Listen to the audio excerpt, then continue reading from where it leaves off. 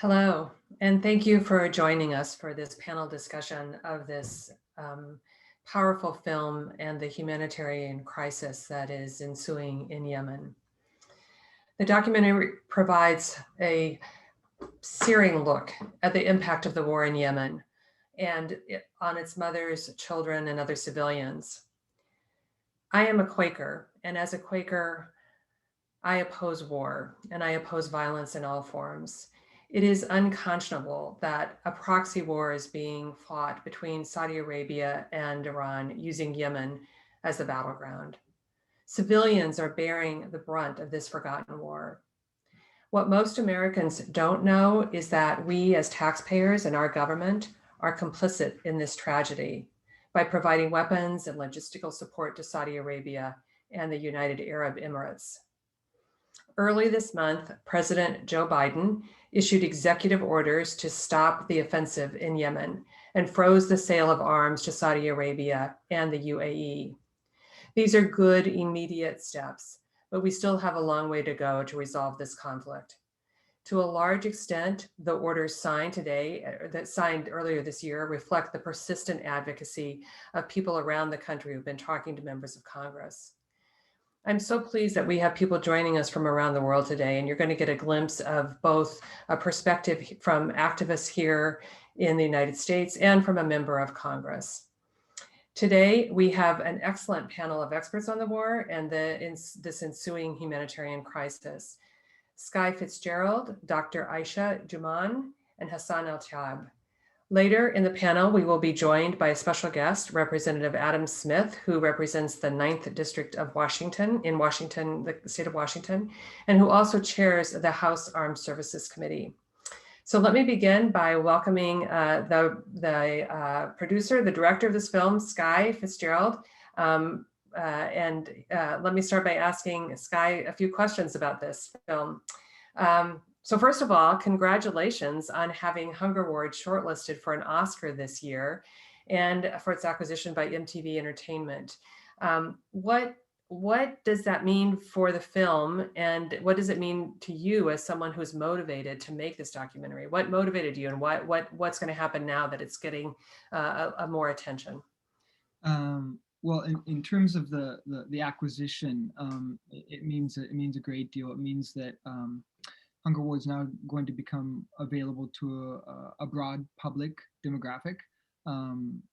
It's going to launch on Pluto TV, owned by MTV, and that is active in 24 different countries. There's 36 million different users, and it's a free platform. So anyone who has Pluto TV on their Wi-Fi enabled television will be able to watch it in Europe, Latin America, or North America.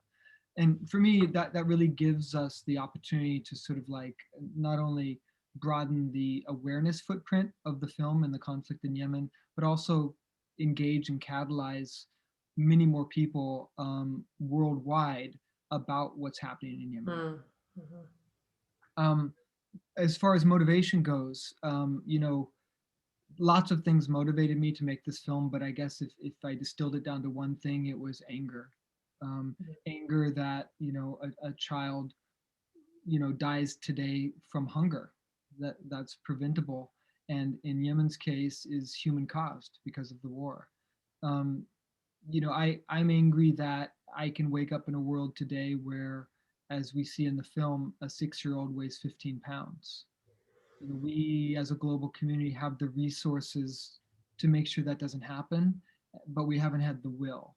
And my hope is that through the film, through the images in the film, through the storytelling, we can sort of galvanize that will to change the global status quo on the war. I'm a big believer that there's no such thing as a Democratic child or a Republican child or a Sunni child or a Shiite child. There's only a child, right?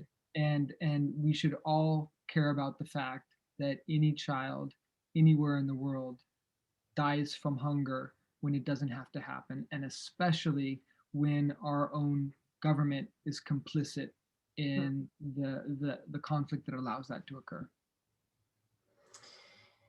This film tells such a powerful story that is really touches our hearts and I think the very core of what's important to us. And so thank you for sharing that, because it does draw out compassion. And I want to turn now to Dr. Aisha Jumaan, who is the head of the Yemen Relief and Reconstruction Foundation.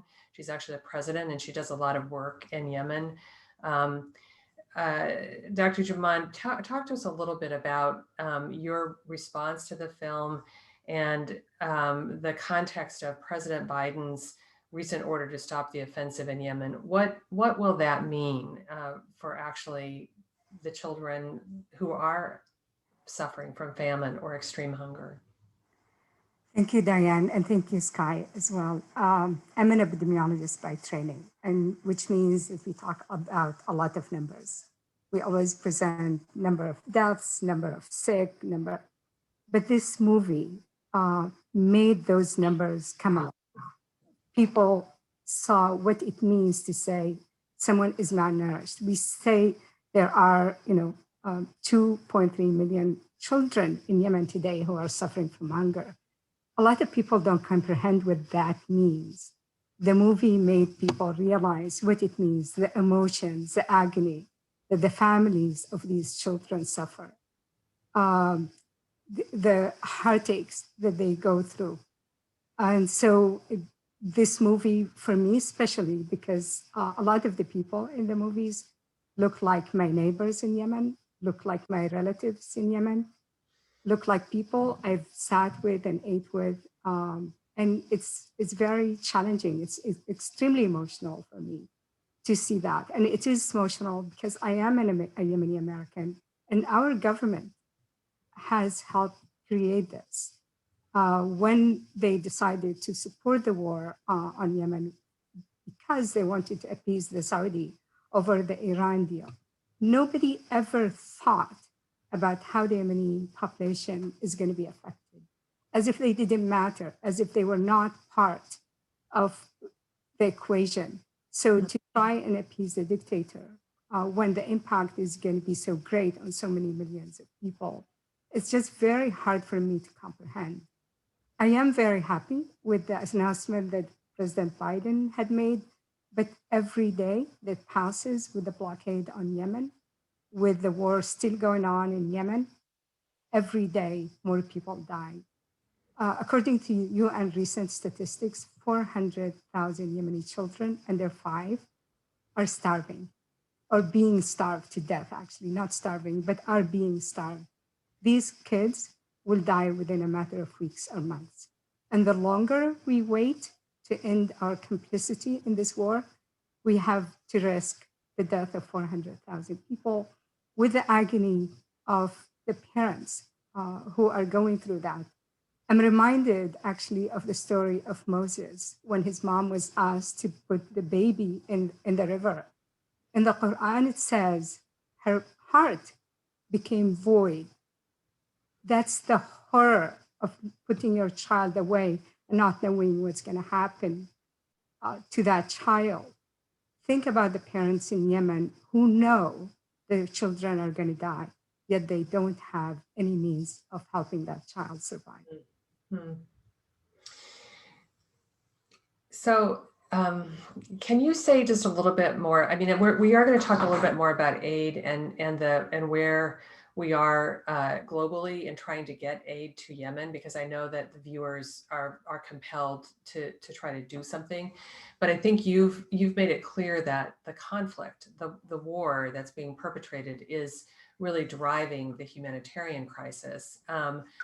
Tell us a little bit more about the conflict. I mean, you mentioned it, and we talked earlier that it's a proxy war, but how has it affected people that people that you're related to?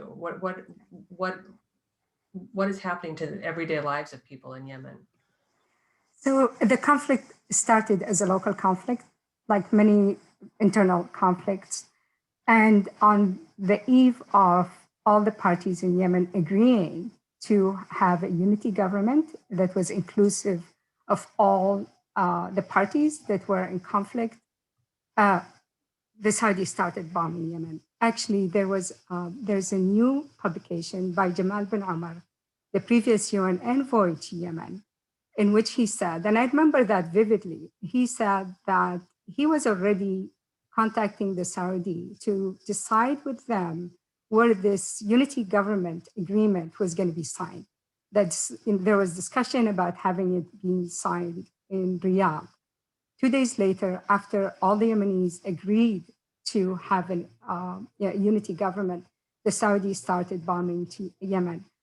According to Ben Omar, also in his recent publication, he said that he watched in horror as the oldest city in the world was being bombed. And so that's basically what happened. In terms of how I was affected quite a bit, actually. My family lives in Yemen, in Sana'a, and in other parts of Yemen as well. Where they live, their neighborhood was bombed every single day. Largest bomb in Yemen hit that neighborhood. I couldn't sleep well for months because I was afraid if I slept, I'd wake up the next morning and call Yemen and my parents' home would not exist. It would not be there. We do have relatives. There were 3 girls and their brother. They were married and they had their own children. They had built for themselves a building in which 4 apartments. They were living in that apartments. The Saudi airstrikes were indiscriminate. They hit their building and every single member in that family, 4 families, died, except one who was visiting my nephew. I heard about it from the news because my family did not want to tell me. My family owns chicken hatcheries. They bombed both the chicken hatcheries that my family owned. And, destruction of something like this is not as important as human life, but that's a source of food for Yemen. There was purposeful targeting of food products, producers in Yemen. Our in-laws had a cattle farm in Hodeidah. That also was destroyed. So everything that could sustain a population that was already experiencing famine and is under a blockade was targeted. So we've been really affected quite a bit by it. And the thing is, we are the privileged ones. We are the ones, despite all of that losses, we're still okay. Compare that to the millions of Yemeni who've lost everything.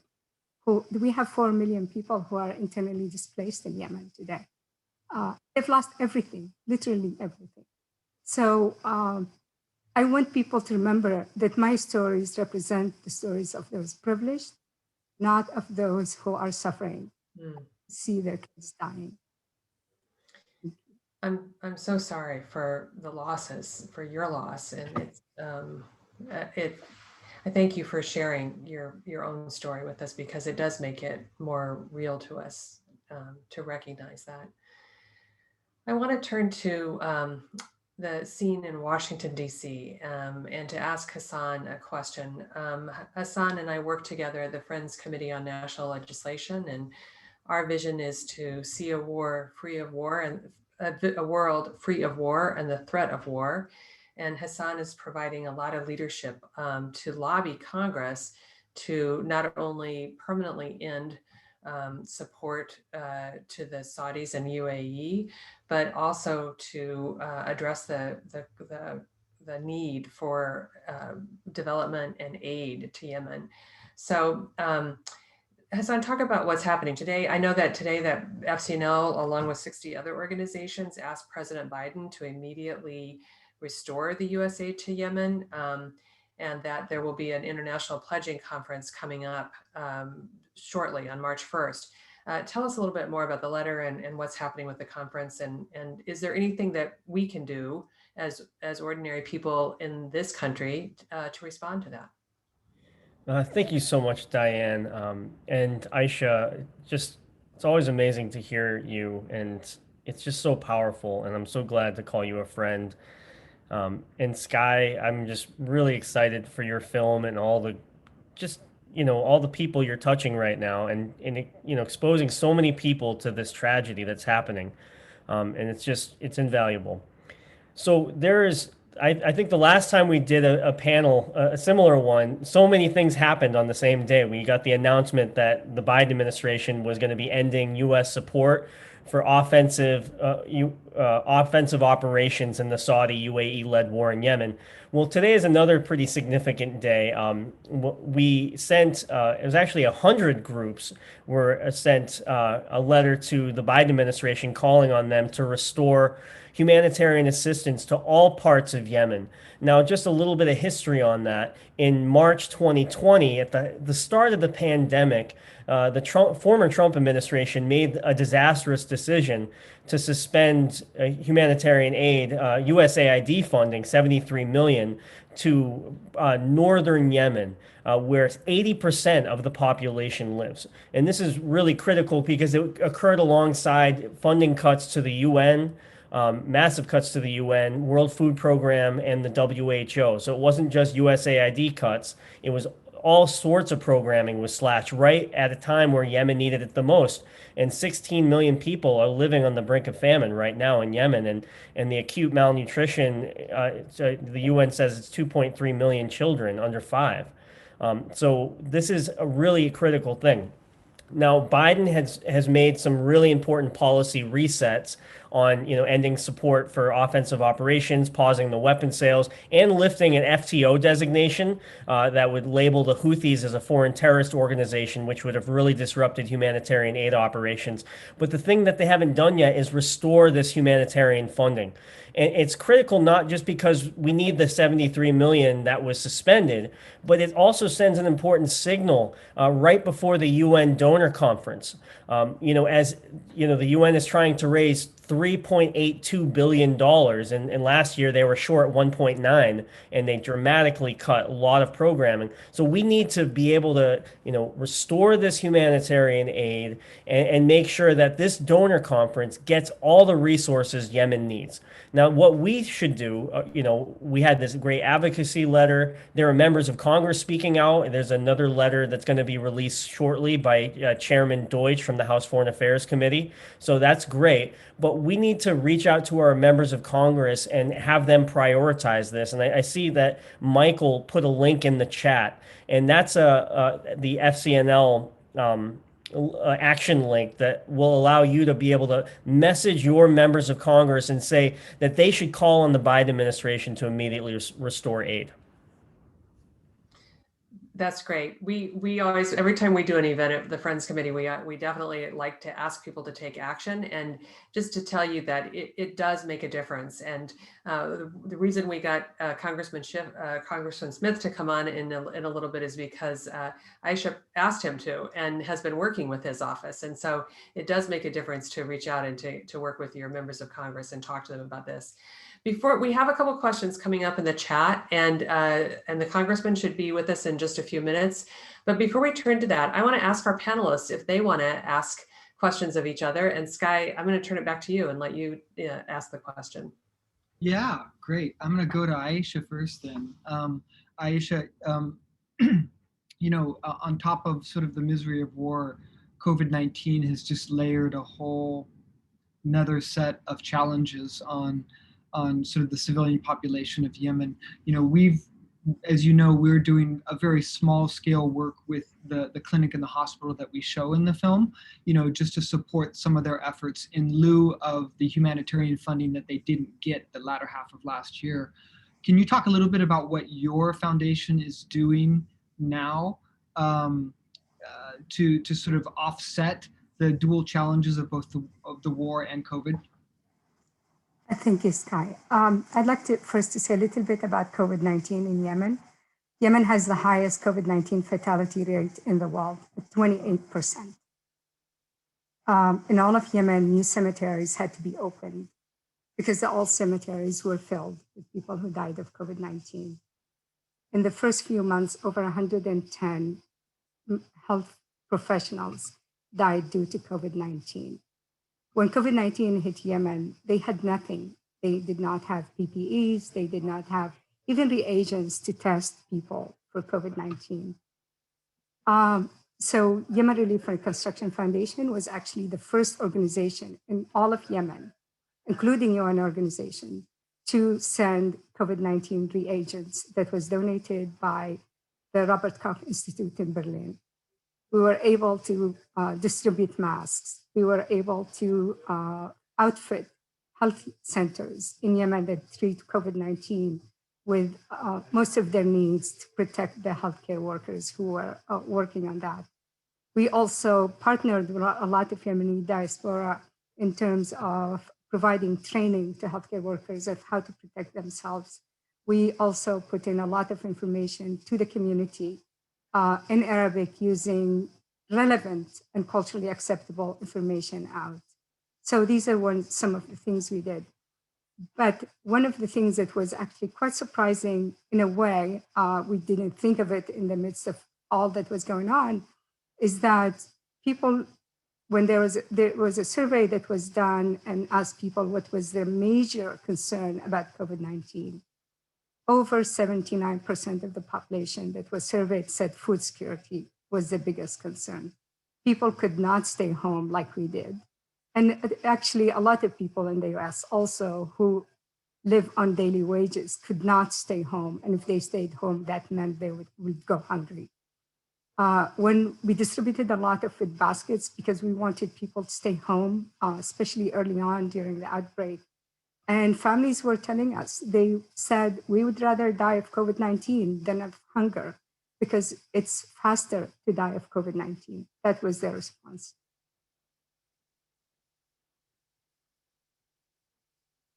That's powerful. Hassan, do you want to take a question to ask someone? Absolutely. I'd like to ask a question of Skye. Skye, what were key messages you heard from Yemeni people when you were filming this documentary? That's a great question, Hassan, and it's a question that we discussed a lot with our colleagues in country and the collaborators on the project. And there was really one clear messaging that echoed over and over again, and it was basically that the challenges of the war could be overcome if one thing happened, and that was that as soon as foreign powers stopped military intervention and support, and exited the conflict fully, then they could sort of go to work to rebuild the country. As soon as fighter jets stopped raining precision-guided munitions down on non-military targets, they could get to work. As soon as civilian flights, were restored to the north of the country and free access to and from the country was restored, they could get to work. As soon as the UAE withdrew from Socotra, and pulled military advisors out of the country and intelligence advisors out of the country, they could start to operate freely again.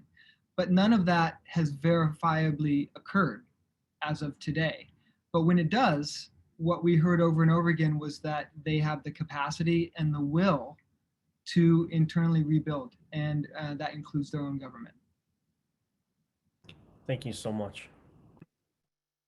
And I do have a question for you. What do you see is coming from Capitol Hill in the coming weeks? What can ordinary people do to help bring this up as a priority issue? Thank you for that really important question. One, I definitely think calling on our members of Congress right now to restore humanitarian aid is a great short-term action step. Like Skye mentioned, like you mentioned, Aisha, there's a lot that needs to happen, but this is something that we can do right now, is just restore this humanitarian funding to all parts of Yemen and make sure that, that this critical care is delivered. Beyond that, though, there's still a lot. The House Foreign Affairs Committee is going to be doing a hearing on the humanitarian crisis in Yemen, so we'll be watching for that. There's a letter that was just released today by Representative Ro Khanna and Representative DeFazio asking the Biden administration really important questions about what does this policy reset actually entail? What is the difference between offensive and defensive? What are the impacts of the blockade? and just other questions like that. So I think that's also really important. Last thing I'll mention is that, I think it's really critical. Obviously, the executive branch does its thing with ending support for the war, but I think Congress really needs to, make its voice heard in the National Defense Authorization Act and DoD appropriations, the Defense Appropriations Bill, to also have oversight over what we're doing in the war in Yemen, and making sure that, they're part of the conversation as well.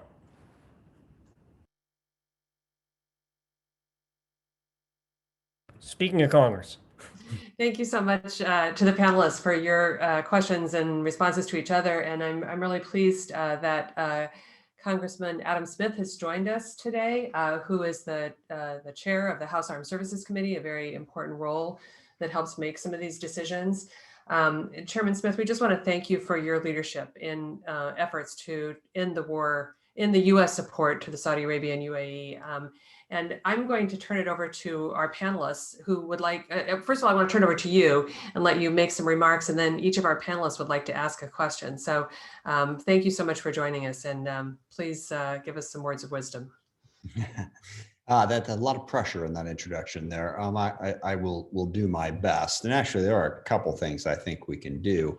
I mean, my goal here is not just in the U.S. involvement. My goal is to build an international consensus to address the humanitarian crisis. I mean, if the U.S. is just out of it, and the incredible humanitarian crisis goes merrily on, then I don't consider that to be a huge victory. There's work we can do here to bring coalition partners together, get to a peaceful solution, and move forward. And certainly I think part of this is Congress putting pressure on Saudi Arabia, because job one here is to get a peace agreement. And look, at this point, Saudi Arabia has lost, not to put it in sort of a zero-sum sort of way here, but whatever it is they thought they were going to accomplish in Yemen, they are not going to accomplish. They have strengthened the Houthis, both in terms of territory and in terms of influence. And, we need to work very closely with Saudi Arabia and, work with UAE and others to put pressure on them to get to the peace table and accept an agreement here. They're in a very, awkward position, that a lot of countries get into, where if you stumble into something that's not going well, but oh my gosh, we can't leave now and admit failure. We need to pile on to the failure and make it even worse. So, we need to find whatever leverage points we can to convince Saudi Arabia to change that. And, I think that's crucially important.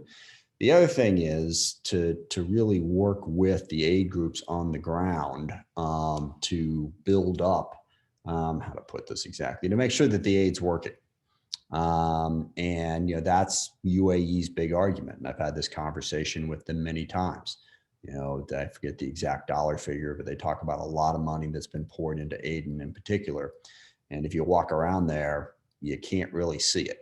So we need to convince them, and I'm not saying that's correct. I'm saying that is their position, is that the aid has not had the positive effect they would like, and they would like to find some place to give that aid that will result in humanitarian improvements. So got to get a peace agreement. And got to build up confidence that the aid pipeline is working. I happen to think, and I've seen and talked to a number of people, that there are a lot of places where it is working. So we need to make that case and get people to make that investment. In terms of Congress's role, I want to try to put pressure on those two things. And then also, build off of some of the language. We haven't gotten the exact language we've wanted in previous years, but we have pulled the U.S. in cooperation now with President Biden, to no longer offer air refueling, various other logistical supports. We've pulled back that support, and I think part of that is putting pressure on Saudi Arabia to reach that peace agreement. So that's what we're trying to do, and this continues to be a huge priority for me and for the committee. So I look forward to your questions. Congressman, thank you very much for joining us today. I'm actually proud to call you my representative in the state of Washington. Good to see you, Aisha. Your leadership has meant a lot to me and to my family in Yemen, and to many Yemeni American as well. So I know that there's a conference for donors that had been called by Sweden and Switzerland that's happening this Monday. And I'd like to ask about what Congress may be able to do to support that conference and ensure that people actually do pledge, but also when they pledge, they do give money. Because last year, for example, the Saudi pledged, but they didn't, fulfill their promise. And the Emirates pledged zero. So I'm hoping that Congress can help us ensure that there is adequate funding this year. Yeah, two big things we can do. One, obviously, participate in that conference, and two, provide money. And the things we're not talking about a lot of money here. U.S. is involved in aid in many places across the world. And we've been pulling back from doing as much in Yemen as we should. If we put some money up, that encourages others. And that's the simple, straightforward thing we can do. And I get into the ins and outs of what we can do congressionally to advocate for that. And then we should advocate with our international partners to provide those resources to help. But, lead by example. Have the U.S. be a leader in doing that. And we're going to aggressively push to get that money. Great. Well, thank you so much, Chairman. Really appreciate that answer and you joining us today. And I want to second what Aisha said. Your leadership on a lot of this has been really critical. Your support for the Yemen War Powers Resolution, provisions through the National Defense Authorization Act to really look at any U.S. participation in the Saudi-UAE blockade of Yemen. And that's what I wanted to talk about because, aid's really critical, but the blockade is also playing a really negative impact on the humanitarian crisis. So, the Biden administration said we're ending U.S. military support for offensive operations and weapon sales. But do we know if any U.S. participation in the blockade is included in that reset? And what can you do as chairman of the House Armed Services Committee to probe any U.S. involvement in the blockade? And what can members of Congress and advocates do to support you in that? Yeah, I have been told that there is no U.S. support for the blockade. What we can do is make sure that is true and enforce it. But yeah, no, that is not something we should be participating in. That would clearly fall under the category of an offensive action. So we'll follow up with the National Security Council with Biden folks, make sure that we're not offering support that. And then, as I said, crucially, whether we're supporting it or not, let's try to find a way to end it. Let's try to get to a peace agreement. And part of this that I didn't mention earlier is, right now you've got the Houthis lobbing missiles into Saudi Arabia, understandably so, because they're defending themselves. But then it becomes sort of a cycle of violence. So that's why the peace part of this is so great, because I can guarantee you when we go to the Saudis and say, hey, you got to knock this off, they're going to say, okay, well, what do we do when missiles are coming into our country? And that's why getting everybody involved here is crucial to getting to a peace agreement, to end the blockade and to end the fight. And as you well know, even if we end the fight, there's still a ton of work to do on it, economic, all kinds of challenges and problems there. But that's step one to me, is get to that peace agreement. Thank you, Chairman. I have one more question. I know that your office talks to the Saudis and the Emiratis, like many other offices.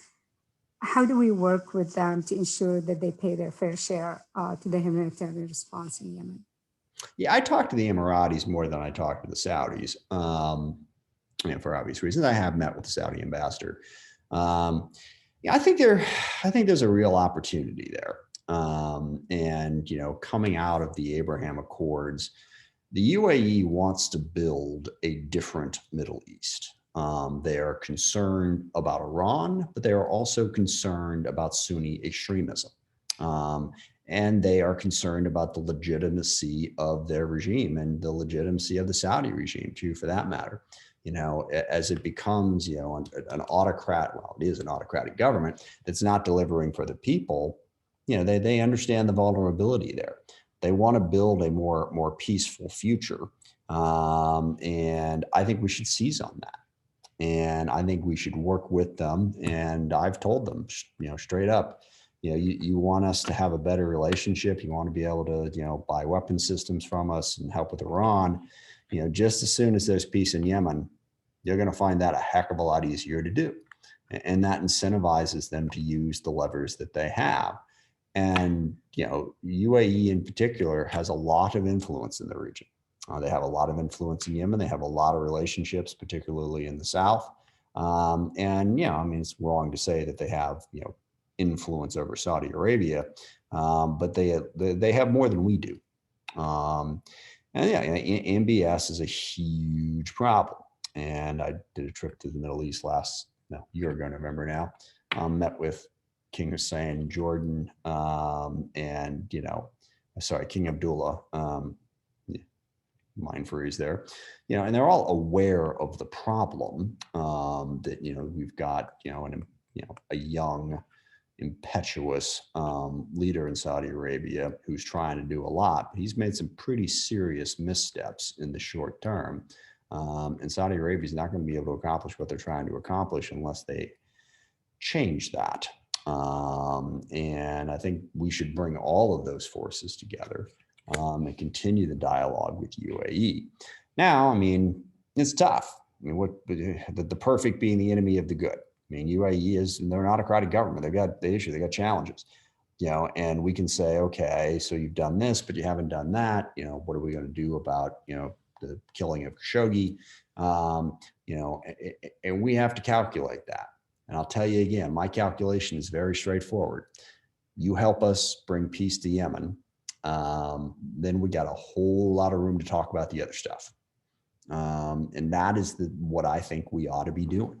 Now, that other stuff is going to, they did finally work things out with Qatar, but there's a lot of conflict in that region, to be sure.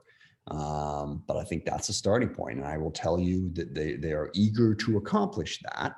But there are the other things that get in the way. So we're trying to push past those other things, get to the accomplishment.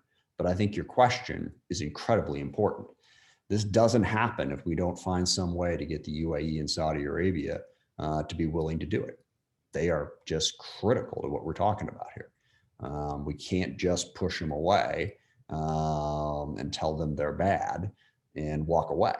We've got to find a way to bring everybody involved to get to some, at least interim steps to reduce the conflict and move towards humanitarian solutions. Thank you for that, Congressman. That's very helpful, I think, to all of us to hear your stance on that. I'd like to ask you just a brief question about military advisors in Riyadh.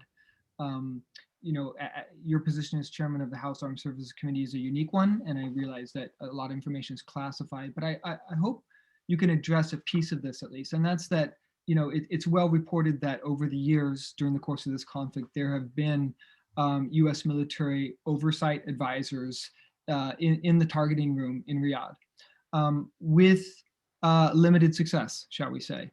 With the Biden administration's pivot with the language of no longer supporting offensive operations, do you know what the Biden administration's stance is if Saudi Arabia now continues offensive operations, especially on non-military targets unilaterally? Is there a plan in place for some sort of robust action on the part of the U.S. to escalate our response? Yeah, the short answer is no. There's not a plan in place for that. Now, we have the other part of this, which we haven't talked about, and we've talked about it before, but we haven't talked about it tonight. Is there's AQAP is very active in, I guess that would be Eastern Yemen. And we have had ongoing relationships with the UAE and others doing offensive operations against them, which is kind of, well, nothing's really totally separate, but it is somewhat separate from the civil war itself. The other piece, of course, is in 2015 when the Obama administration made the decision that if Saudi Arabia was going to do this, it would be better to have us, guiding them. It's impossible to know for sure whether or not it was better. better than what? Better than a hypothetical. But your assessment is spot on. It certainly wasn't effective. The bombing hit many civilian targets, exacerbated the humanitarian crisis, and it really didn't work out, which is why the Biden administration and why we in Congress had pressured them for a long time to end that. And now President Biden has decided to end that. Now, if Saudi Arabia, continues to, bomb, cause problems, and what are our options? What pressure can we put on them to change their approach? Certainly up front, suspending any arms sales to them is something that Congress is supportive. As you probably know, the Trump administration on the way out the door, the many fun-filled things that they did, they approved. Massive number of arms sales to Saudi Arabia, which we're now trying to reverse. So that would be the biggest one. And then, economic sanctions, there are all kinds of different tools. But again, the other thing we're trying to make sure that Saudi Arabia doesn't get, completely taken over by violent extremists.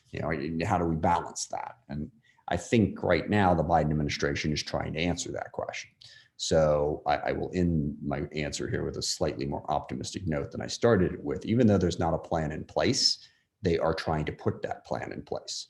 And the Khashoggi murder is part of this as well, because as you know, there's a report there that we're trying to get, declassified so that people can see it. And I think the Biden administration is keenly aware that once that comes out, then that puts a lot of pressure on us to take some action to, punish Saudi Arabia. It's always so difficult. I think there tends to be an assumption that, the United States of America, we can just, slap people with sanctions or do something and force them to change. It doesn't work that well or that seamlessly. But my opinion is you have to draw the line. And even if the purpose of sanctions, the purpose of some sort of diplomatic rapprochement or whatever it is we do, even if that doesn't, completely change the behavior and solve the problem, to not do it is to give sort of passive acceptance. And you have to decide what you cannot passively accept. And I think MBS's decision to murder Khashoggi, and I think the way they've conducted the war in Yemen are things that we should not passively accept. What the precise response is, that's a tougher question to answer, but that's one that the Biden folks are right now, I think, putting together an answer. They are not going to take the same hands-off approach to this that the Trump folks did. I know that. That's heartening to hear. Thank you. Thank you, Chairman Smith. I'm going to let Hassan ask one last question, and because I know we're about out of time here. Yeah, thank you so much. So you've been talking a lot about diplomacy, and that's what I would like to get to in my question here. The original UN Security Council resolution that was passed on Yemen was really kind of pro-Hadi government and anti-Houthi. It was saying we had to cut off weapons to the Houthis and put a lot of pressure on them. Now, over time, it's we've seen that there's bad people on both sides, and you've said that pretty well here in this discussion. Senator Murphy, in the nomination hearing of Linda Thomas Greenfield, said that there might be a need to have a new UN Security Council resolution that's more balanced, that says the entire international community should stop selling weapons to all the warring parties, that the blockade should end, that we should call for a nationwide ceasefire and end to humanitarian obstruction, from all sides. And I'm wondering, is that something that, the House Armed Services Committee has thought about? And is that something that you'd be willing to support as we look to find, more balanced approach to diplomacy in Yemen? I would certainly be willing to look at the details of that. I mean, there's no question that step needs to be taken. And also, the whole, facts on the ground cliche. At the time that the UN did that, the Hadi government was considered to be the legitimate government of Yemen. Whatever passes for legitimacy these days. But there had been, when Saleh stepped aside, Hadi was so the Houthis were viewed as, trying to overthrow a legitimate government, and the UN frowns upon that, as well they should. But the situation now is, the Houthis control far more territory than the Hadi government. Hadi's still hanging out in Riyadh or whatever. He's not even really part of it. The situation has changed. changed. I think the UN resolution should recognize that to go for a more balanced approach. I mean, and I don't know the ins and outs of this, but the key to this is to find people within the Houthis who you can really negotiate with at this point, and work with. They've got the power, got to figure out how to get to a reasonable outcome. And so absolutely, the UN resolution needs to be revisited because it does not reflect the current government of Yemen by any stretch. Thank you so much. Thank you so much, Congressman Smith, for joining us tonight. It's really it's encouraging to hear your approach to peace, your approach to diplomacy, and your leadership of this important committee, but also as a member in Congress. And we want to work with you. I'm going to give Hassan just one thing in parting. Absolutely. There is cause for a great deal of optimism here. It is very difficult to overstate how problematic the Trump administration was. And I'm not just talking about, crazy tweets or whatever.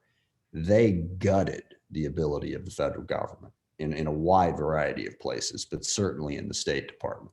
And the National Security Council. I mean, it became, a sycophantic, organization, designed to more feed Trump's ego than to actually do their job. So to have Biden and this team in there now, we have tools at our disposal. So I'm much more optimistic about it. Thank you. Appreciate that. New day in Washington and a new day for the world, that's for sure. So Hassan, you want to do the call to action, and then I want to turn it over to Skye to have the last word for the call to how to share this film even more widely. Yeah, absolutely. I really appreciated this discussion. I think it's really important right now, in advance of the March 1 donor summit, that we let our members of Congress know that the Biden administration should restore aid to all parts of Yemen. And I urge folks to go to visit fcnl.org/hunger ward to find the action link. And I think Michael put it in the chat here. So I would definitely encourage people, let their members of Congress know that it's time to restore aid to the country. Yeah, and there's a lot of resources on the Hunger Ward website, hungerward.org, that link to both the Yemen Relief and Reconstruction Fund, the YAC, the Yemeni Alliance Committee, FCNL, and then some of our small efforts to support the clinics that you saw in the film. And then more broadly, the Hunger Ward is launching for public consumption, shall we say, on Monday on Pluto TV, and will be available to anyone who's using that platform. It currently has a user base of 36 million globally. So pass the word, and those who haven't seen the film can watch it for free on Pluto TV Monday night. Thank you, Aisha, for participating in this. Thank you, Hassan, for your advocacy and tonight. And Skye, thank you for making this incredible film. And we will look forward to sharing it as widely as possible. And we will look forward to peace and an end to this humanitarian crisis. Thank you all very much. Thank you all. Have a great night, everybody.